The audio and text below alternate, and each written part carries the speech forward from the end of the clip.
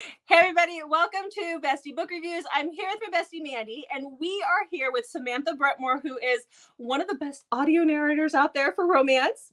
We think anyway. We love the books you do. So thank you so much for being here. Oh my gosh, thank you so much for having me. I'm really excited for this. Yeah, this is fun. All right, Mandy, take it away. Okay, when you start talking, I feel like I should close my eyes and start focusing on the story. Sorry. Just settle in, Mandy. I know you've got Yes. some questions prepared. Let's just go. You waiting for the story to start? Okay. So, what would you most be known for? What types of books do you narrate? So I feel very lucky that it's a little bit of a variety. So, I would say I'll start with the ones that, like, when I go to conventions, which is where I got to meet you guys, Yes. the ones that people come up to me most frequently with. So most recently, I was on Leather and Lark by Brynn, which is the second book in the Ruinous Love trilogy. It's a little bit darker, a little bit funnier. But I also do like rom-com stuff. So like I just released this Meghan Quinn book, Bridesmaid Undercover, that just came out. There's a lot of Lauren Blakely books that I've done, her whole like hockey white shoes series. So I get a lot of those, but like I also get a lot of like angsty small town stuff. So like Devney Perry, I did Crossroads. I put like this Tom 40 book also, like a lot of people play along, have talked to me about, and it kind of lives in like, it's very sweet. It's not super angsty, but it's a sports romance and it's really good. So yeah, those are some of the big ones that I feel like people most recently have been bringing up. Okay.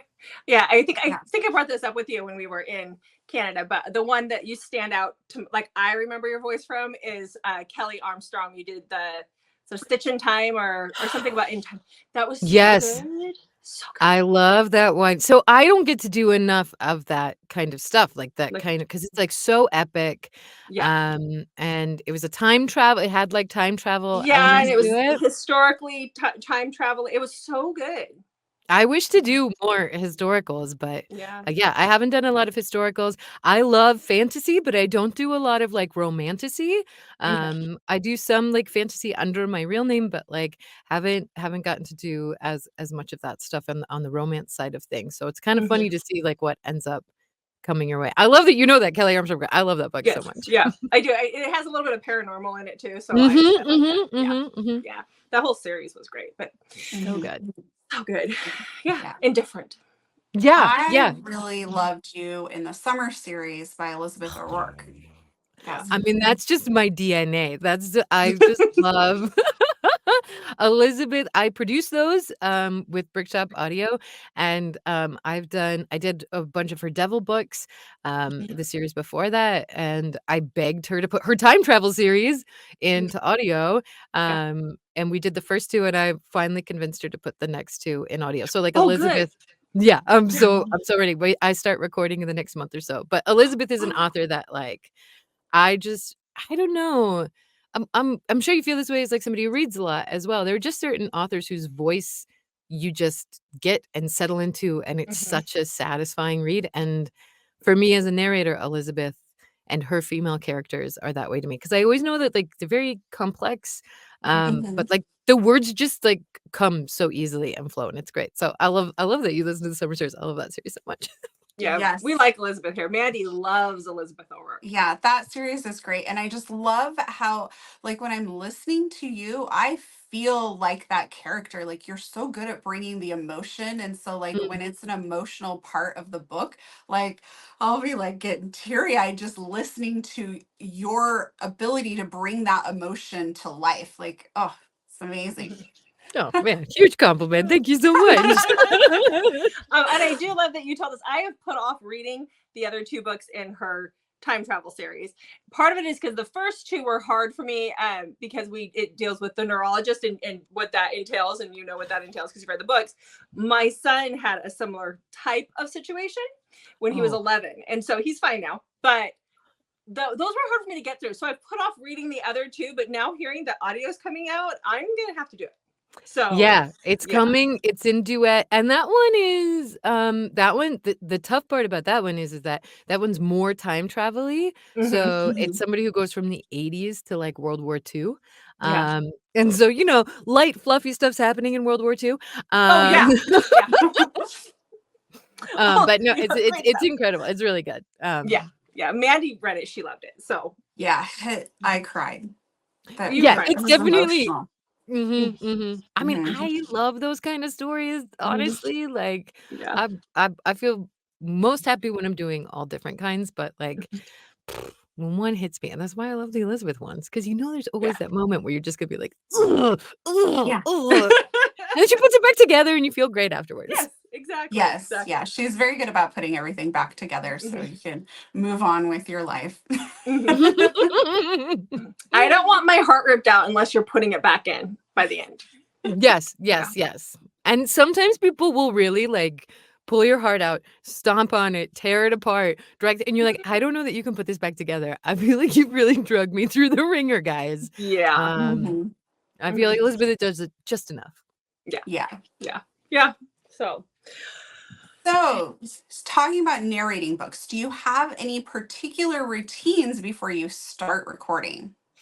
Ooh, yes, and I don't follow them as well as they should, and I pay for them. Like, my husband was giving me a hard time because he was like, "Well, you haven't done any of your, like, pre-recording ritual stuff, and that's why your voice is being all, like, froggy." Like, I was doing a duel where I had to do the guys' voices, and I was like, "I oh no. can't why can't I do that right now?" Um so there's a thing that's called a nebulizer, which is like basically just like a mask that you put on that like shoves mist into your vocal cords. You breathe it in. And so like that keeps things loose and good. And then all sorts of like vocal warm-ups or whatever. But I find that the biggest thing for me, besides all the physical stuff that you would presume like most singers would do and prepare to like take care of their instrument, which I'm bad about doing consistently, like I just said. It's like the headspace for me. I think, because I produce and because I am a distractible little squirrel, I have to take the time to, like, shut off socials, shut off my inbox, and, like, take a minute to, like, sit and be with the story. I think it's particularly romance, the industry lately has really increased and has like a voracious appetite for content and churning out books. And when we're narrating a lot of them and like I want to interact with people, it's very easy to get on that like go, go, go energy, which is not the energy I need to bring into a book. So I live like in the forest, so I like will do like a forest walk and like just step away from technology for a bit to be able to settle into the pace because I can bring anytime I don't do that and I sit down to start to tell a story, I can always feel that like chapter 1. Okay, so, like, I was sitting there and there was a guy there, like, all of that, like, mania comes through the mic, so I do have Yeah. to take that time to, like, just clear it and quiet it so that I can settle in and not be too precious, right? Like, I can sometimes, like, overcompensate if I'm feeling distracted Mhm. and be like, "Oh, you're distracted, so now every word is so" and you're like, "Nobody wants to listen to a book like that. What are you Right. doing?" So, yeah. That makes me think, like when you are recording. Mandy and I both listen to audio at like 3 times speed, 3.5. We listen to it at max. So do you have to slow yourself down from your regular speaking voice when you do it, when you record? Yeah, well, yes and no. So I've definitely gotten feedback. I like to play with tempo a lot Mhm. in my recording.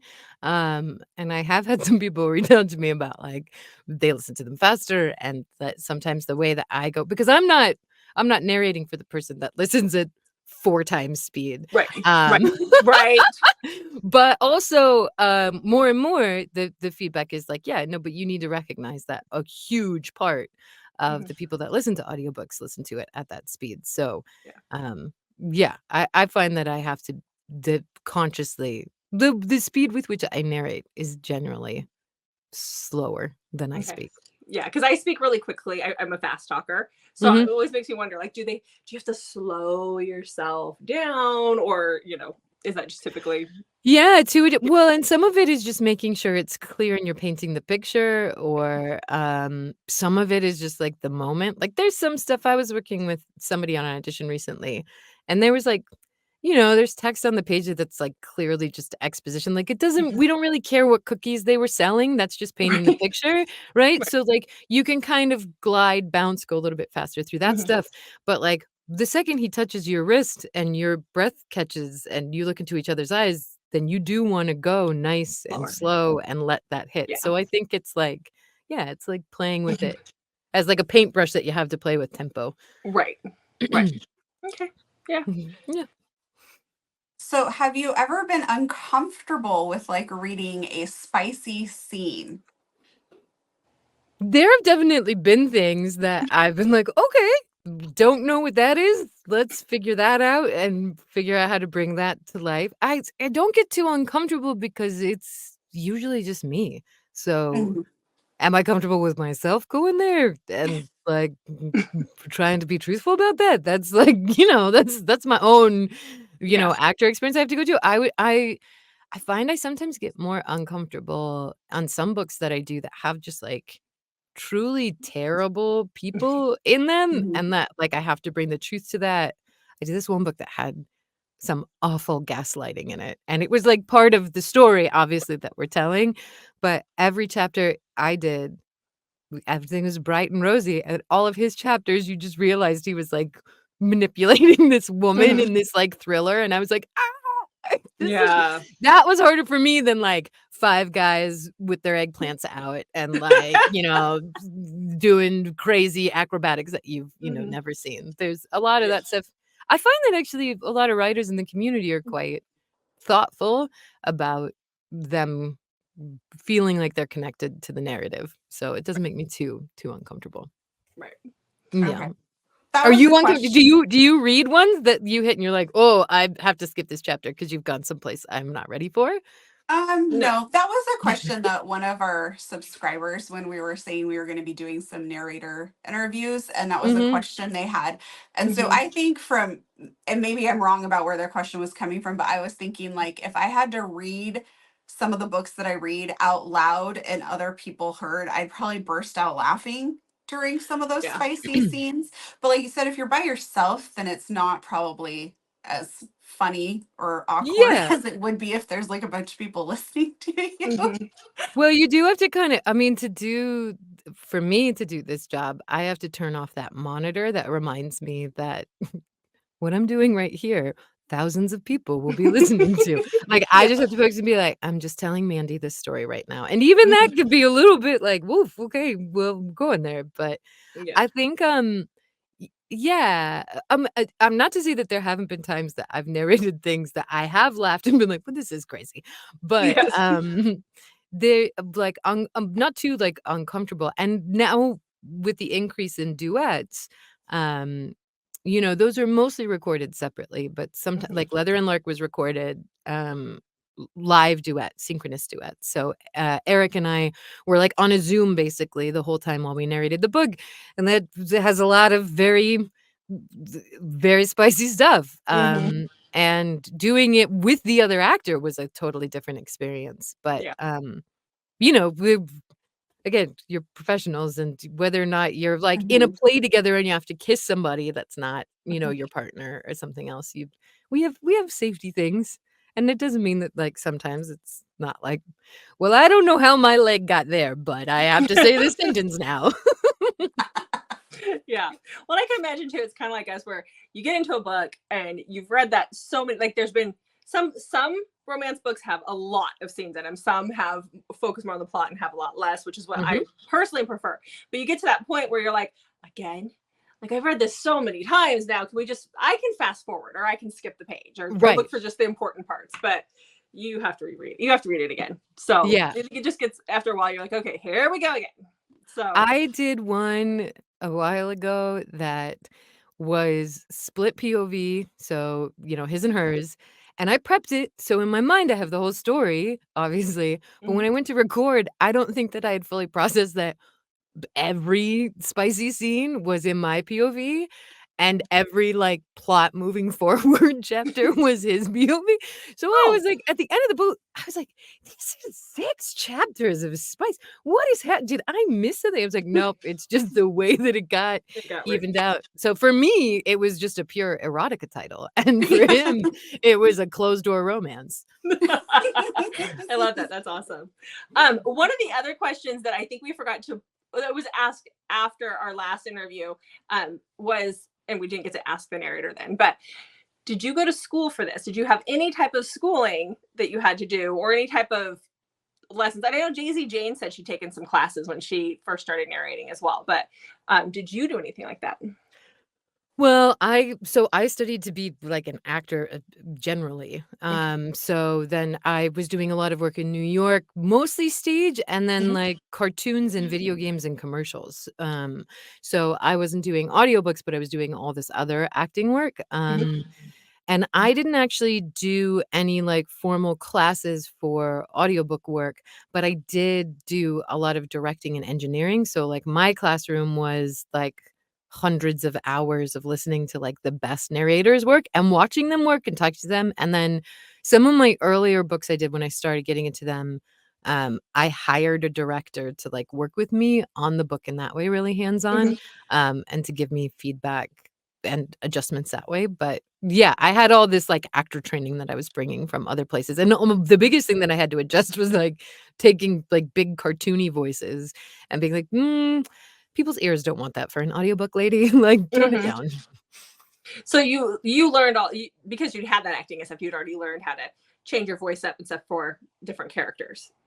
Yeah, I mean, a lot of the most of my like cartoon and video game work was where like I really stretched that muscle to figure out what that was, and then working in session with a lot of other actors to kind of hear then how that adjusts for audiobooks. But knowing where that like lives in my own voice and how to tap into that was stuff that like I'd gone to school for. Yeah. Okay. Yeah. Cool. Yeah. I know it seems like everybody does something a little different. Not everybody has the same, I went and took these 4 classes and here I am kind of a thing. Everybody has their own approach. Yeah. And I mean, like so the studio that I work with, like, you know, when the pandemic hit, there were all these people, like we're based in Brooklyn, and there were all these people that like maybe did a book here or there, but not that much because they were mostly like, you know, doing Law and Order, episodes. And then they were like, well, we can't shoot Law and Order right now, so we need audiobooks. And I watched this flood of actors like start to get into audiobooks who had this actor training, but not like on the mic audiobook training. And it is a different muscle. And I do think like coaching it and I think we can presume too that like, oh, I've listened to a lot. I could, do that. And I definitely hit a lot of walls for myself early on in terms of stamina and like staying really, it's a lot to, I think, stay present in the story for how long they are. Like you said, we're not fast forwarding. I can't narrate this at 4 times speed. So no matter what the writing is, no matter how I feel about the story, it's my job to be as like present and active in it for the 10 hours of the book, which takes me 20 hours to record. So learning how to navigate that is like a real technical skill. That was something that was valuable to work on. That's cool. Yeah. So our next question, Jessica kind of jumped ahead. Oh, oops, I didn't think it was on there. Sorry. Well, she's going at 4 times speed, so of course she's gonna. Well, our next question was, how did you get into recording audiobooks? So I think you kind of hit on that. Was there anything you wanted to add with that? Yeah. So I was doing all that other work. I was living in New York. I was running a theater and making like $20,000 a year and trying to live in New York City off of that, which is not that easy.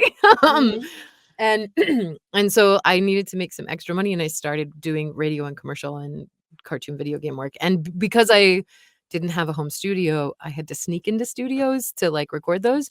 And while I was at those studios, that's how I would get these auditions for these other things. And one of those studios produced audiobooks. So they had me record audiobooks, which was kind of funny. I don't talk about this like weird other piece of my journey, which is like getting back into audiobooks was interesting for me because one of my first jobs in college was I was assisting blind like MFA, master's degree students.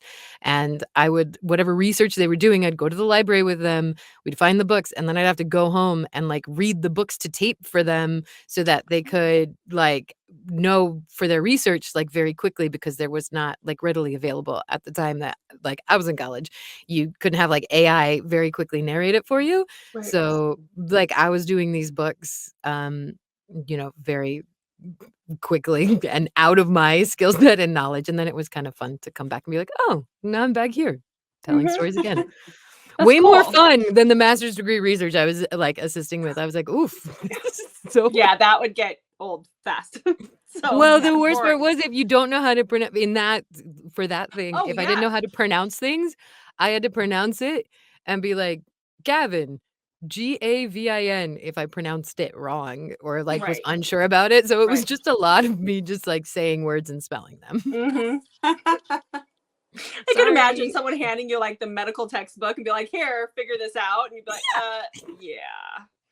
yeah. I think my graduate student that I was working with was real tired of me. Oh, that's awesome though. So have you ever been out in public and had somebody recognize you just by your voice?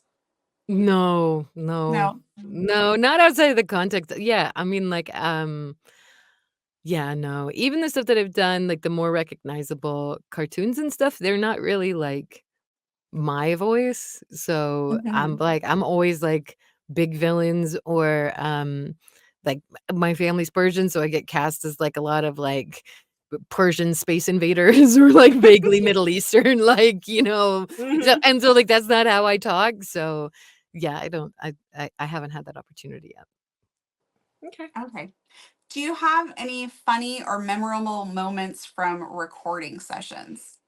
I mean, so many. I don't know where you start. The book that just came out today, Meghan Quinn, Bridesmaid, Undercover, I was cracking up because I speak very publicly about how I can't do an Australian accent. And in this book, like chapter 6, they're undercover and they have like fake identities. Oh, cool.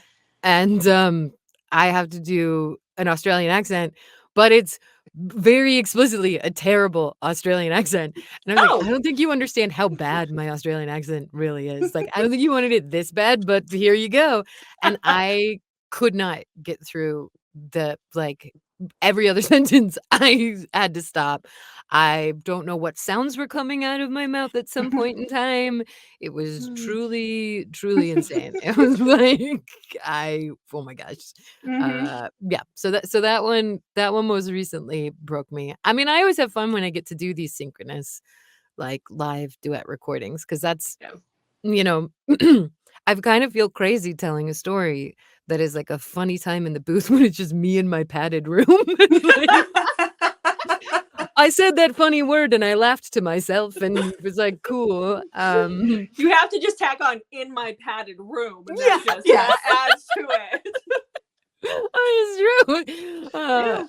So yeah, I mean, I feel like the times that I get to work with my colleagues, that's when like the real gold comes out. When I was working on Leather and Lark, for some reason, I don't know what it was, but like Eric was like so dying laughing over this older woman, Ethel, that I play. And she talks about her wild youth days and getting it 6 ways from Sunday. And like, I have to do it in like an older lady voice. And he just like couldn't, we had to like mute him and turn off his camera. Cause I was like, I can't not with you. Okay. Yeah, that's awesome. I read the first Leather and Lark. I haven't listened to this one, but knowing that you did it and here, I have to go listen to it now. So it's very different than the first one. It's more you, like you didn't narrate the first one, did you? No. Yeah, no, this one's very different. It's like a slower burn. It's more angsty. It's like emo. I kind of got a little bored in the first one, so that's why I haven't gone on. But well, this one might make you more. I mean, like depending on what made you bored about it. But this is like he grovels a lot. It's no, like, I'm good with that. That's good. I don't know what it was in the first one. Maybe I was actually wrapping Christmas presents and listening to it, and I could have just gotten distracted at that point. But that'll happen. It just wasn't. I know everybody loves it, but I'm like, this one less action, more emotional narrative, like more internal things happen along the lines of an Elizabeth O'Rourke book. Right. Okay. Yeah. Yeah, So I'm gonna have to do. I actually flagged it the other day. I was like, I might try this one. So yeah, now I know I have to.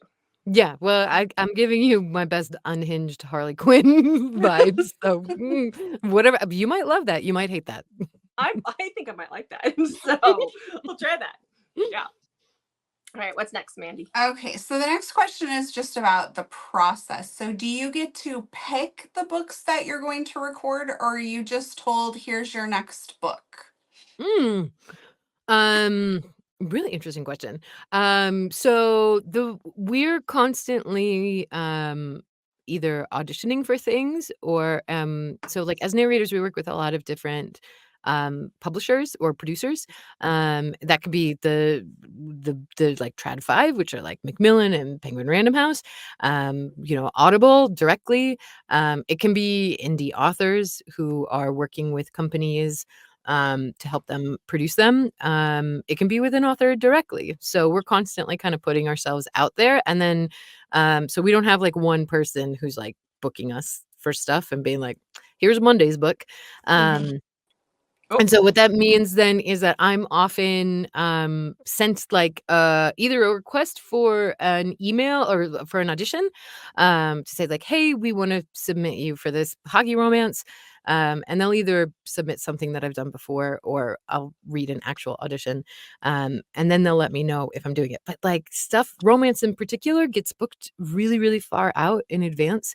So a lot of times, all I know I'm auditioning for is we're doing this Meghan Quinn book. There's gonna be bridesmaids. It's gonna be funny. You wanted I think it's an age gap, but she's still writing it and she doesn't know. Do you want to be submitted? And so like sometimes that's kind of all we have to go off on. Sometimes it's backlist and we have the whole book and we can review it and do it that way. But yeah, and so then you're given the offer and you get to pick so much as like, does it work with my calendar? Is that content I want to work on? More and more actors have like a list of like content that they're comfortable or uncomfortable narrating. So that's something else that gets under that we can kind of determine what we do and don't do that way. But yeah, for the most part, we just say, yep, that sounds good. And then you get the script, you're like, this feels different than what we agreed. But okay, let's go. Sometimes it's spot on. Yeah. But yeah, I mean, I think it's got to be hard too as an author to like even think, oh, I really want to get that person. And I just got told I have to ask them like 9 months in advance or, something crazy. They, that book's not done. They got so many other things on their plate. Why do they got to care about actors? Like, Right. And we got a question from an author a few months back, and she's like, "So, who do you guys like for narrators?" And when she asked them on the spot, I'm like, "What? You want names?" Because she wanted to narrate some of her books, and I'm like, "I got to come up with the names." And she specifically said female narrators, and then I went, brain shut completely down. Like, the only thing that was going through my head was Teddy Hamilton. I'm like, that's not a female narrator. Put him in a wig. Teddy can do anything. Teddy can do it. Just give that guy all the jobs. I just had that moment of, oh no, they've all fallen out of my head. So yeah, I think she was looking like she didn't know who to go to. She was probably one of her first books she was going to have narrated, and she wanted to know who. And I'm like, I don't remember anybody. There's so many now. I mean, the industry has just exploded in the last 5 years. It used to be a much smaller stable of people that were kind of, working the same thing. And now it's like, great. You can, whatever voice you can imagine your character sounding like, you can find somebody who sounds like that. Exactly. And I love having audiobooks. It's hard when the kids are in the car, but most of the time, there's always the books you're listening to are not a family listen. I'm not presuming. Typically. my daughters are teenagers too, and there's times when they have to drive to Seattle. Seattle's like 2.5 hours away, and I just look at my 17-year-old and I'm going, "You want to put your earbuds in so I can listen to my book?" And she's like, "Oh, I have to." Your book, Mom. Oh. Yeah, it's your book. Although she has asked to listen to a couple that I think are on the okay somewhat, and like there's a couple in the Cora Riley world that she asked to listen to, and I was like, compared to what I normally listen to, that's actually okay. So, but then when those scenes come on and she's in the car with me, I'm like, oh, this is awkward. This is weird. But okay, we just laugh it off and keep going. So yeah, once in a blue moon. But she is 17, so yeah. Oh, yeah. Come on, bodies Yeah. are bodies. You Yeah. know what? The Like, 14-year-old, I'm kind of. She asked for icebreakers for her birthday, and I was like, no. Just I don't because think it has I a don't think you conjugal know. number. Yeah. Yeah. Exactly. Yeah. No. So I draw the line with her. So this is another question from one of our subscribers who wants to know if your partner or family members listen to your audiobooks. No. Well, ish. So my family, no. But my husband has listened.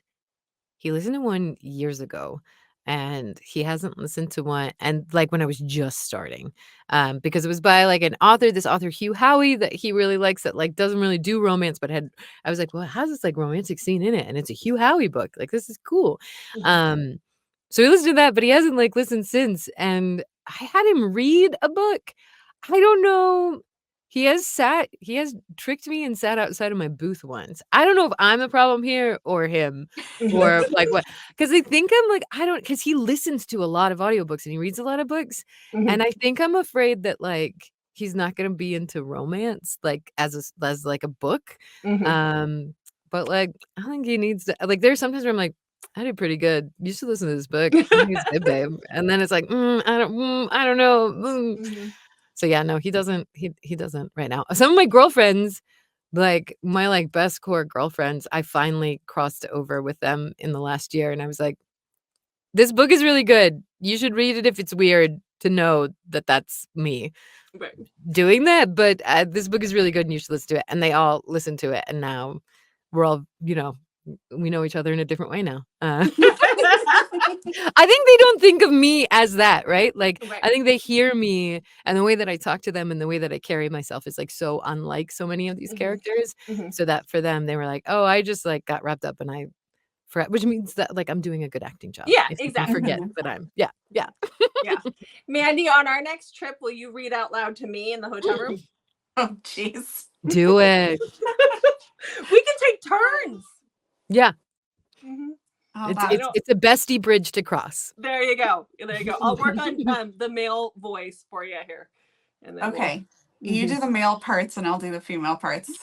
Guys, I want this. I'm signing up. I'm subscribing. This will be good. Yeah. I'll see what Yeah. Yeah. Will be the next big thing. Oh, yeah. Yeah.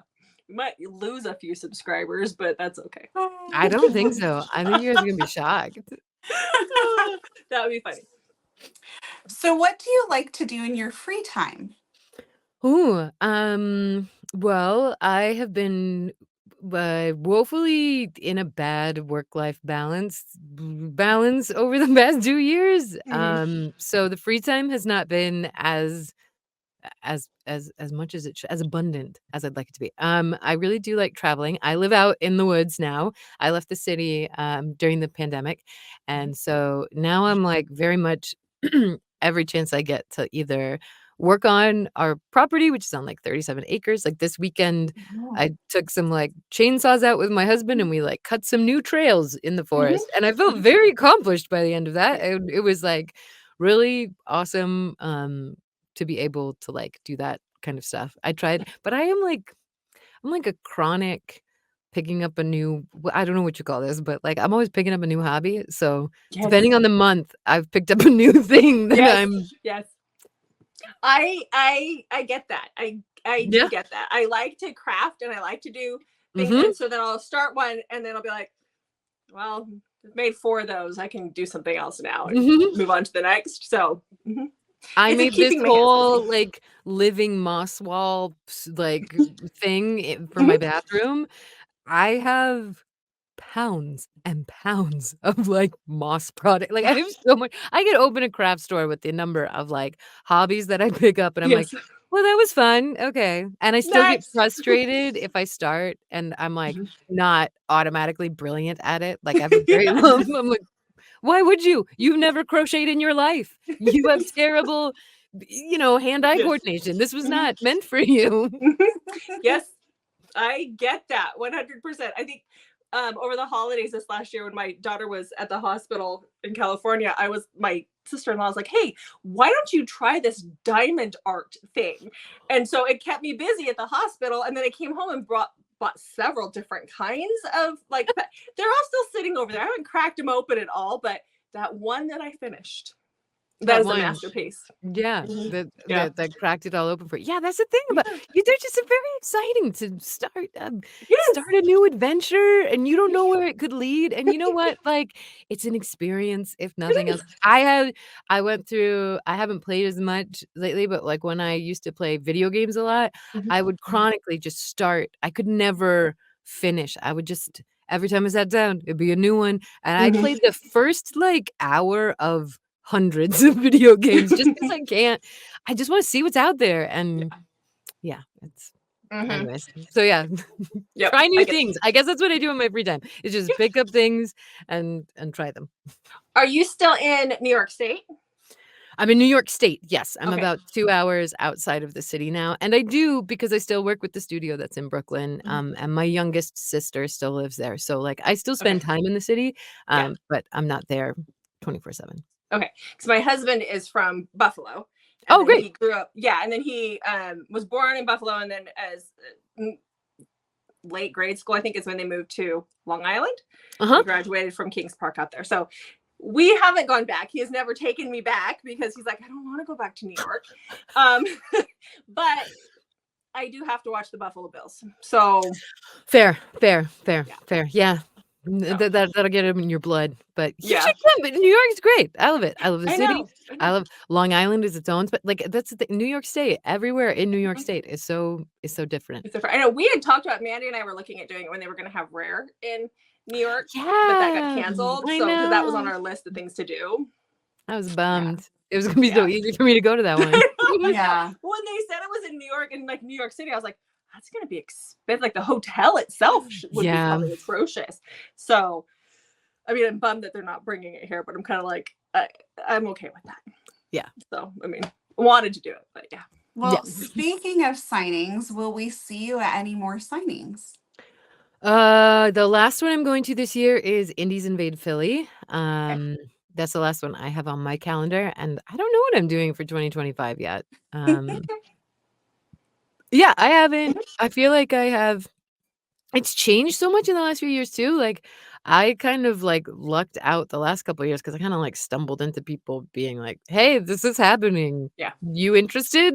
And like I was like, "Yeah, let's go." And now there's so much more interest, and there's so many. I feel like, and like what I think is cool about it is that like they get really like micro niche. Like, do you like books that are only about cowboy single dads? Then this is the convention for you. Yes, I noticed that when we went to Canada. I was like, because the ones that we've done in the past have always been, just romance authors, right? And so we went to one in Canada. I didn't even realize because Mandy books them and tells me we're going, and I just go. So I got there and I was like, oh, this is all small town romance. I didn't realize that we had this little small town.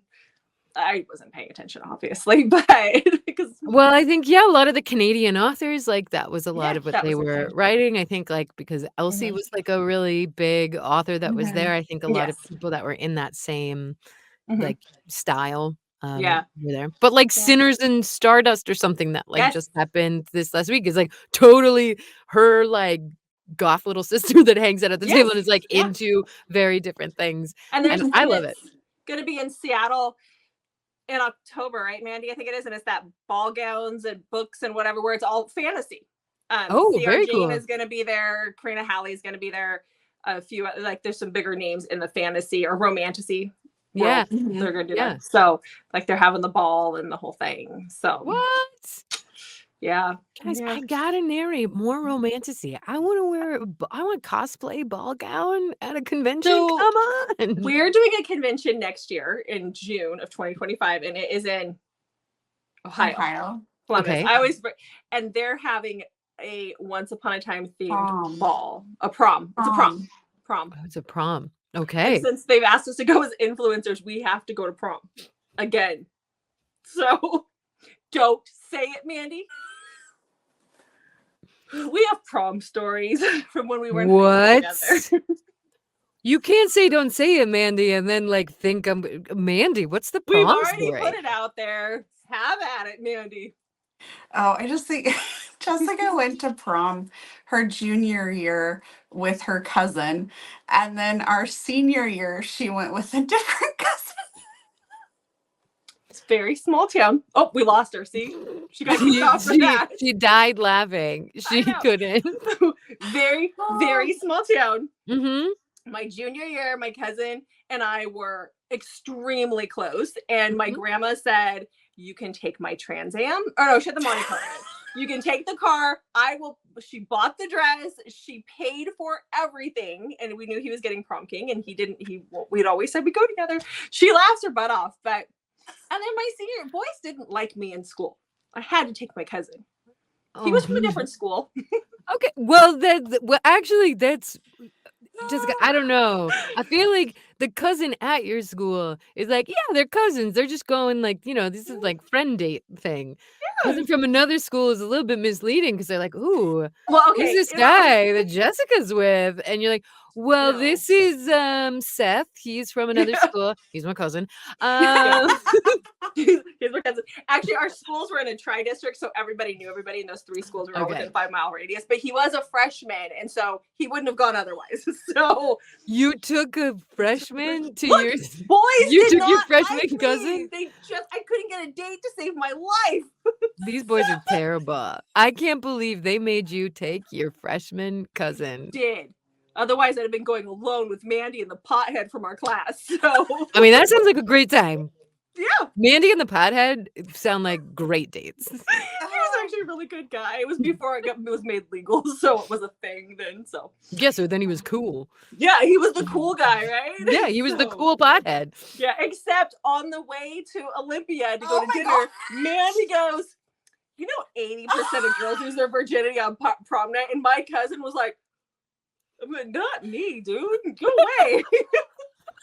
Like, she's not talking about us. Ew, go. Ew. I love that if even for 5 seconds, your 14-year-old cousin thought that he was being brought to prom to lose his V card. I mean... So what you're saying is, so you love an age gap romance. You love a taboo age gap. Not that way, though. I'm not that way. Not a reverse age gap. But yeah. Yeah. We live those, actually. Mandy and I both do. We have our own age gap. My husband's 14 years older than me, and hers is 12. So. Oh, wow. I would love that. Like to clarify, her husband is not her cousin that she took. Unrelated. Did marry an unrelated. But he is 4 years younger than my parents. Oh, yes. Okay, you are living a romance novel right now. Yeah. Was he anybody's best friend or Okay. Well, it was a blind date. I met him when I was 24 in Anchorage. My coworker said I should have had an older brother. I'm sorry. I know. I begged you to have an older brother. Look what she had to go through because you didn't have an older brother. She says the same thing to me, though, too. She gets mad at me for only having a younger brother. Oh. So, yeah. You didn't take the younger brother to prom and defile him? I had a boyfriend. Oh, okay. The pothead. Oh, yeah, the cool pothead. Yes. Which, now. That wasn't our junior prom, though. Who'd you go with our junior prom? You went with that. Oh, that one guy. I don't think we should no, all the names and everything. Jeez. Who knows? Who knows where they are now? Yeah. My freshman year and my sophomore year, I went with my boyfriend. My junior year, I went with a friend. And senior year, I went with my boyfriend. Different boyfriend. Yes. Mm-hmm. But this was a long time ago. We still give each other crap for it. So, I mean, listen, Jessica, you went to prom with 2 different cousins. You should still get crap for it. was I'm just bad. saying, it's a good story. It's a great story. It's a great story. That's why when my daughter this year said, "Mom, I want to go to prom, but I'm going to go with my brother's friends group, and I'm not going to have a date," I was like, "I'm so proud of you." Don't call your cousins. Don't call your cousins. So You're like, I love this solution. Oh, why did we not think of friend group dates? I know we didn't do that then. My grandma though, she loves those prom pictures. Both the grandkids in the same picture. Have we dug into this with grandma? Was grandma disappointed when it didn't go? You know, I'd say if it was on the other side of my family, probably, but not this grandma. No. Oh my God, we have totally hijacked this interview. I did. Yeah. No, listen, Mandy, these are all romance themes. We are exploring how they happen in real life and what they look like and how they follow you. I think this is very on track. It's on trend. It really is. Yeah. We should send this to Kay Webster. She might get some inspiration. So true. Yep. All right. Okay. I'll send it to her after this. Yeah. Okay. Well, we are getting close to the end. Yeah. Okay. Is there anything we didn't talk about that you would like to share? Well, my prom dates were way less exciting, so I feel like maybe it's good that we skipped my prom experiences. No, I think that this is really great. I love that you guys are expanding and talking to narrators in addition to authors and creating space that we can all just like gab about the stuff that we love together. I love it. What are you guys listening to right now? I'm listening to the second book in the Plated Prisoner series by Kennedy Raven. Okay, nice. So I listened to Play Along not too long ago. Oh, nice. Yes. I really liked Liz's writing in that. I thought, oh yeah, it was really like the characters were so specific and really like helped, I don't know, help my work just kind of pop off the pages. She did so much of the work for me on there. And you should listen to, it comes out at the end of this month. You should listen to the last book in Elizabeth's summer series, The Summer I First Saw You, because it's age gap, baby. Yeah. Did you read that already, Mandy? I just got the arc for it, so I will be reading it, but I might have to listen to it. I am very excited about it. It looked like the last book really kind of set up what was going to be happening, and I was like, oh my God, that sounds amazing. Yeah, it's good. It's funny because like I know Jason Clark because he records at my studio in Brooklyn, and so I've known him for many, many years. And when I first started, I did a little bit more with him, and then like this last few months, we've been on like a tear together, but a lot of age gap. Which, you know, we're close in age, so it's kind of funny to me. But yeah, and very different because like Summer I First Saw You is a little bit more angsty, a little bit more naughty. And Bridesmaid Undercover, which is the one that it went out today, is like she always was in love with him, which I guess is similar to Summer I First Saw You, but like not as like more like rom-com-y and less naughty. Although it is maybe like I think it's an hour-long chapter when the slow burn finally breaks. Yeah, it's you've waited this long, so here's an hour of just that's this. a lot. I mean, but if you bump it up to 3.5 times speed, it's no, Jessica, you savor that hour because you waited 22 chapters for these two. Oh, that is a long chapter. Well, you had me sold on wanting to go listen to it just based on your description of the Australian accent. So yes. It's ridiculous. It's really dumb. I think you can, somebody posted a clip finally, because in duets, we don't get to hear them stitched together because so often we record separately. And somebody posted a clip of it from that scene. And I was like, oh, you can hear us both dying at what the other person is doing, which is good. It works for the scene. But yeah. Anyways. That's awesome. Totally gonna have to go listen to that. Yeah. Thank you guys. This is awesome. Yeah. Thanks for being here. So before we wrap up, what would be the best way for readers to connect with you? You can find me on Instagram, Facebook, or TikTok, or Threads, and I'm all at Ms_Brentmoor. Okay. All right. Well, thanks again for being here. This was a lot of fun. Yes, Especially thank since you. we spilled all our, teenage tea Guys, I feel so connected to you both because I know all these details about this. Yeah. This is great. Likely, well, I don't know if it's good or bad, but we probably won't see you at any signings anytime soon to bring that back up. But eventually, I'm sure that It lives in my heart forever now. it's perfect. I love it. I mean, I feel like I went to prom with you guys, and yeah, it's amazing. Yeah. Your prom, did you grow up in New York? No, I grew up in Kansas. Oh, okay. So I was gonna say our prom was very tiny, but if you grew up in Kansas, it might not have been a very big city. So your prom might have been small too. I grew up in the suburbs, so it was actually it was quite large. Okay, because we had 30 kids in our graduating class. Why you had to go to the cousin? I mean, this is all. Yeah, no, I understand. I understand. You don't need to defend it. I mean, you were in love with him, and also, Seth from the other school, but Yeah. you did for grandma. Grandma wanted it. Grandma had a dream of continuing the family line very directly. She did. She still gives me those pictures. Oh, I found some more pictures of you guys from prom. Thanks, Graham. You guys look so good together. I haven't heard that. I get that. I'm gonna die at some point here soon, so take all the family pictures. That's what I get. And I'm like, stop. And on the back, she's just, putting your initials with a heart. And yeah, it's like the two together. I noticed that she doesn't give the copies to him though. So kind of curious as to what kind of dog do you have? It's a German Shepherd.